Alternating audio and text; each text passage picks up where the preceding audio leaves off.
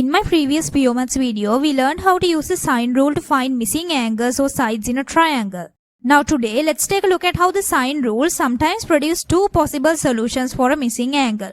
For example, let's take this triangle ABC. The length of the sides of this triangle are A, B and C. The length of the side AB is C and BC is A and AC is B. Now, for given side lengths B and C and the given angle B, we can draw this triangle in two different ways. So let's label this point C1 and this point C2. Now the length of the side AC2 is B. The triangle formed here AC1-C2 is an isosceles triangle and hence we could say the length of AC1 is also B. Now let's label this angle theta. Since AC1-C2 is an isosceles triangle, it follows that the angles AC1B and AC2B add together to make 180 degrees. Then the angle AC1B is 180 degrees minus theta. So let's take this example. Calculate the two possible values of x. Here we know the lengths of the two sides and the angle opposite the side 4.5 centimeters as 45 degrees. Now to calculate the angle x, we can use this version of the sine rule. So sine A over A equals sine B over B, then sine x over 6 equals sine 45 degrees over 4.5.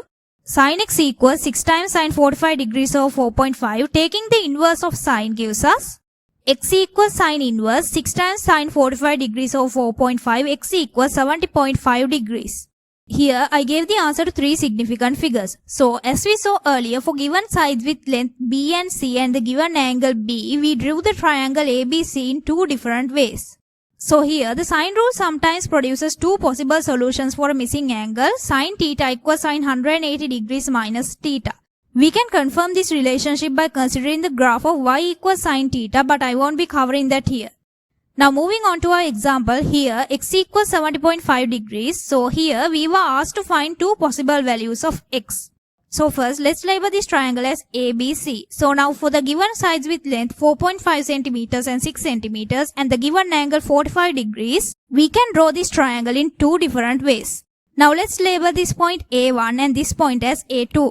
Since the triangle CA1-A2 is an isosceles triangle, the length of CA1 is also 4.5 centimeters. Since this is an isosceles triangle and the angle CA2B is x, then the angle CA1B must be 180 degrees minus x.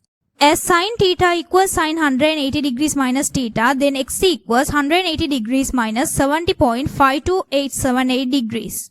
Here I didn't write the answer to three significant figures to get a more accurate answer, so x equals 109.47122 degrees. X equals 109 degrees. As we were asked to calculate the two possible values of x, then x equals 70.5 degrees or x equals 109 degrees. Now as you can see here, the diagram shows the two answers.